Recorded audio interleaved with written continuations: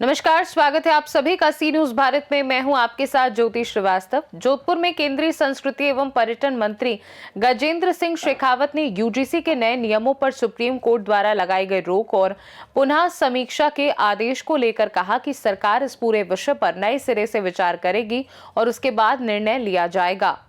गुरुवार शाम Jodhpur circuit house में आयोजित प्रेस कॉन्फ्रेंस में शेखावत ने पत्रकारों के सवालों के बेबाक जवाब दिए।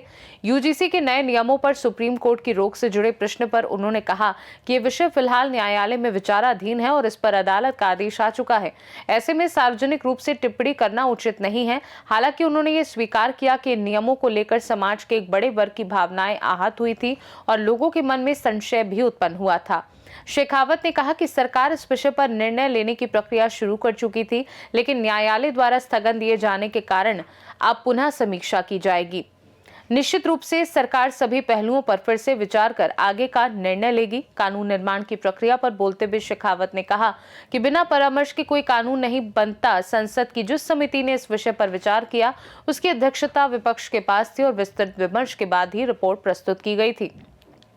सांसदों ने अपने विवेक से निर्णय लिया, उस पर सवाल उठाना उचित नहीं है। अर्थव्यवस्था की मजबूती और 80 करोड़ लोगों को मुफ्त राशन दिए जाने के सवाल पर उन्होंने कहा कि सरकार देना पड़ रहा है कि भावना से नहीं, बल्कि दे रहे हैं कि दृष्टिकोण से ये योजना चला रही है। देश का किसान इतना अन्न उत्पन्न दाता है कि सरकार भंडार भरे हुए है। उन्होंने कहा कि प्रति व्यक्ति 5 किलो अनाज मिलने से एक सामान्य परिवार को हर महीने लगभग 1000 रुपए की बचत होती है, जिसे वे बेहतर पोषण, बच्चों की शिक्षा, चिकित्सा और अन्य आवश्यकताओं पर खर्च कर सकते हैं।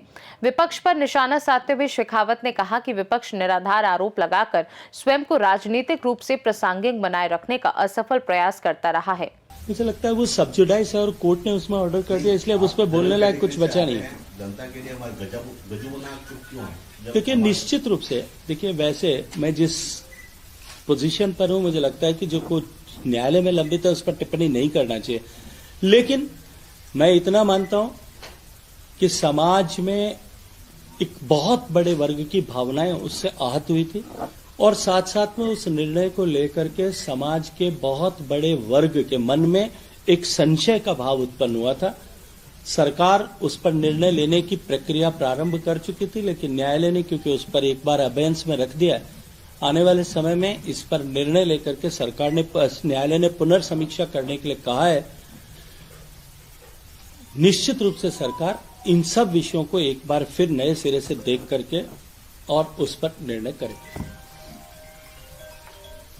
और कुछ आपने बताया कि इतना अर्थव्यवस्था का हमारा मामला मजबूत हो चुका है। तक समय से एक बात रहता है कि भारत की अर्थव्यवस्था बहुत मजबूत है, जैसे सरकार दावा करती है, फिर भी इस देश में 80 करोड़ लोगों को निःशुल्क अनाज देना पड़ रहा है, तो वो का मैच कर पा रहा है। इसमें एक चीज और है, अभी आपने बताया 42,000 करोड़ आपने SC/ST के लिए स्कॉलरशिप दिया। तो जनरल के साथ तो सामाजिक न्याय की भी बात कर रहे हैं आप बता रहे हो 25 करोड़ लोग गरीबी रेखा से ऊपर आए हैं, 15 करोड़ तो देश में, तो फिर अन्याय तो सामने नजर ही आ रहा है। देखिए, मैं पहले आपके प्रश्न का उत्तर देना चाहता हूं। जो 80 करोड़ लोगों को राशन देने, फ्री अन्न देने का जो व्यवस्था चल रही है उसको लेकर के, मित्रों, हमने कभी ये नहीं कहा कि उनको देना पड़ रहा है। देना पड़ रहा है और दे रहे हैं, इन दोनों में फर्क है। हमारे देश का किसान इतना सारा अन्न पैदा करता है, हमारे देश के अन्न के भंडार भरे हुए हैं। सरकार MSP पे प्रोक्योर करती है। सरकार के पास में वो अन्न जो है वो एक असट के रूप में रखा हुआ है। सरकार के पास में 2 रास्ते हैं, या तो उसे एक्सपोर्ट करे या उसका मार्केट में सेल करे। सरकार ने हमारा सामान्य मानवी को इंसेंटिव के रूप में अन्न देना प्रारंभ किया। जब वो इंसेंटिव के रूप में उसको अन्न मिलता है, लगभग एक सामान्य परिवार में यदि 4-5 लोगों के परिवार में जितना राशन मिलता है 5 किलो प्रति व्यक्ति के हिसाब से उसको मल्टीप्लाई करूं, लगभग 1000 रुपए से ज्यादा का अनाज उसको फ्री मिलता है। वो 1000 रुपए का अनाज उसको जब फ्री मिलता है, उसको खरीदना नहीं पड़ता, सामान्य मानवी के पॉकेट में 1000 रुपया बचता है। उस 1000 रुपए को वो अपने फैमिली मेंबर्स के लिए, अपने बच्चों के लिए बेटर न्यूट्रिशन के लिए खर्च कर सकता है, अपने बच्चों की बेहतर चिकित्सा के लिए खर्च कर सकता है, बेहतर शिक्षा के लिए खर्च कर सकता है, बेहतर एंटरटेनमेंट के लिए खर्च कर सकता है। यदि सरकार अपने लोगों को इस तरह से इनडायरेक्टली इंसेंटिवाइज करे, इसमें कहां चिंता का विषय है? विपक्ष का विषय, हमारा नहीं, विपक्ष का। देखिए, विपक्ष तो आधार विहीन आक्षेप लगा करके अपने आप को राजनीतिक रूप से रेलेवेंट बनाए रखने का प्रयास, असफल प्रयास, विफल प्रयास विपक्ष निरंतर करता रहा। अभी जो नई व्यवस्था ग्रामीण रोजगार गारंटी की VBG रामजी को लेकर के की गई, उसको लेकर भी इसी तरह का झूठ का पहाड़ खड़ा करने की कोशिश की गई। 100 दिन की गारंटी को जहां 125 दिन कर दिया गया, रोजगार न दे सकने की परिस्थिति में उसके ऊपर पेनल्टी क्लॉज जहां इंपोज कर दिया गया, विलंबित भुगतान के लिए इंटरेस्ट सहित भुगतान करना पड़ेगा, इसकी व्यवस्था को सुनिश्चित कर दिया गया। लेकिन उसको लेकर के भी वो किस तरह की भ्रांति खड़ा करने की कोशिश कर रहे हैं, लोगों को भटका करके अपने राजनीतिक स्वार्थ की प्रतिपूर्ति करने की कोशिश कर रहे हैं। अब पिछले वर्षों में उठा करके देखिए, इस तरह के कितने झूठ खड़े किए गए। सिटीजनशिप अमेंडमेंट एक्ट आया था, सिर्फ और सिर्फ भारत के ऐसे देश जो कभी भारत का हिस्सा हुआ करते थे, किसी न किसी भूल के चलते हुए, कमी के चलते हुए, जो आज भारत में नहीं है, और भारतीय मूल के मतावलंबी जो वहां रहते हैं, उन लोगों के साथ में उनके पूजा पद्धति के आधार पर राजनीतिक संरक्षण में जहां उनके साथ अन्याय और उत्पीड़न हो रहा था, चाहे वो अफगानिस्तान में रहने वाले सिख हों, चाहे वो पाकिस्तान में रहने वाले हिंदू हों, चाहे पाकिस्तान में रहने वाले अनुसूचित जाति के लोग हों, अनुसूचित जनजाति के लोग हों, चाहे बांग्लादेश में रहने वाले लोग हों, वो अगर भारत में आते थे, तब भारत में आने के बाद में भी उनके कष्टों की यात्रा समाप्त नहीं होती थी। 15-15 साल तक नागरिकता के लिए उनको संघर्ष करना पड़ता था, सड़क पर रहना पड़ता था। हमारे जोधपुर में आप सब मित्रों ने उसको लेकर के स्टोरीज की। उनकी सहूलियत के लिए जो कानून बनाया, उसको लेकर के देश भर में भ्रांति खड़ी की गई थी। मैं स्मरण कराना चाहता हूं, दुर्भाग्य था कि राजस्थान के तत्कालीन मुख्यमंत्री 20,000 माइनॉरिटी के लोगों को लेकर के माइनॉरिटी और मेजॉरिटी के बीच में एक दरार पैदा करने के लिए, खाई पैदा करने के लिए पदयात्रा को लीड कर रहे थे, जहां माइनॉरिटी का कोई विषय ही नहीं था, वो विषय उन्होंने खड़ा किया। रफाल को लेकर के कितने तरह की जो है प्रचार किया गया। आखिरकार सुप्रीम कोर्ट का डंडा पड़ने के बाद में उस विषय को छोड़ा।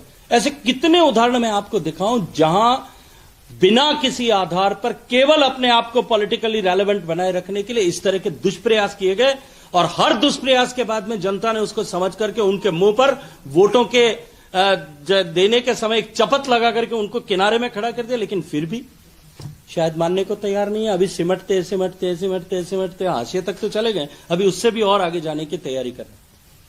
सर, आज सुप्रीम कोर्ट में जो यूजीसी के मामले में सुनवाई हुई, उसमें सुप्रीम कोर्ट की टिप्पणी है कि इसको ड्राफ्ट इस तरह से किया गया कि इसका दुरुपयोग हो सकता है। दूसरा, उन्होंने कहा कि आजादी के 75 वर्ष बाद भी यदि हम जाति, धर्म और वर्ग के नाम पर जो इतना भेदभाव समझते हैं, तो इससे ऊपर हटके आगे चलना पड़ेगा। आरक्षण का प्रावधान 10 सालों तक के लिए किया गया, उसके बाद लगातार बढ़ता जा रहा है। कब हम देखिए, मुझे लगता है कि आपने सुप्रीम कोर्ट के फैसले को जो उन्होंने लिखा है, उसको आपने ठीक से नहीं पढ़ा है। न उन्होंने आरक्षण को लेकर के कोई टिप्पणी की। उन्होंने यहां तक कहा, सुप्रीम कोर्ट ने यहां तक कहा कि हिंदू या बहुसंख्यक समाज के या सवर्ण वर्ग, रादर जो उन्होंने एग्जैक्ट वर्ड काम में लिया, उसकी चिंताओं को लेकर के हम किसी तरह का निर्णय नहीं कर रहे। सरकार इसके ऊपर पुनर्समीक्षा करे, ये समानता के अधिकार के ऊपर कहीं न कहीं चुनौती है। सिर्फ इतनी सी टिप्पणी उन्होंने की। बाकी मुझे लगता है कि न्यायालय में अनऑफिशियल की गई टिप्पणियों पर टिप्पणी करने का और न्यायालय के निर्णय पर टिप्पणी करने का नया अधिकारी मैं हूं, न आप ही हैं। सवाल यह है कि आखिर हम वर्ग, जाति, धर्म, इन चीजों से कब ऊपर उठेंगे? देखिए, भारत में हजारों सालों से जो व्यवस्था बनी हुई है, सदियों से, शताब्दियों से, सहस्त्राब्दियों से जो व्यवस्था बनी हुई थी, उस व्यवस्था के दूषित होने के कारण से जो दुष्परिणाम हुए थे, मुझे लगता है कि हजारों वर्षों के पतन को 70-75 साल में ठीक कर दिया जाए, इसकी अपेक्षा नहीं करनी चाहिए। निश्चित रूप से समय लगेगा, और एक समय आएगा जब भारत आर्थिक दृष्टि से प्रगति करेगा, भारत विकसित देश होगा, तब ये व्यवस्थाएं निश्चित रूप से अपने आप में डाइल्यूट होती जाएंगी। सर, यूजीसी का कानून बना, शिक्षा मंत्रालय, मानव संसाधन मंत्रालय पहले था, वो लोग उन्होंने किसी को देखा ही नहीं। देखिए मैं क्योंकि मैं इस पर टिप्पणी करूं उचित नहीं होगा, क्योंकि उन्होंने देखा या नहीं देखा, बिना देखे कोई कानून नहीं बन सकता। इस पे कंसल्टेशन हुआ है। मैं सिर्फ इतना कह सकता हूं कि संसद की एक समिति जिसकी अध्यक्षता विपक्ष के पास में थी, उसके पास में भेजा गया, उसने कंसल्टेशन करके अपनी रिपोर्ट दी है। अब सांसदों ने बैठ करके जिस विषय पर निर्णय किया, अपने विवेक के अनुसार से कमेटी ने निर्णय किया, उस पर टिप्पणी करें कि उन्होंने उपलब्ध की तय किया नहीं किया, ठीक से किया नहीं किया, ये उचित नहीं होगा। जोधपुर से सीनू संवाददाता आनंद शर्मा की रिपोर्ट। खास रिपोर्ट में फिलहाल के लिए इतना ही। देश और दुनिया की बाकी खबरों को जानने के लिए आप देखते रहिए सी न्यूज़ भारत।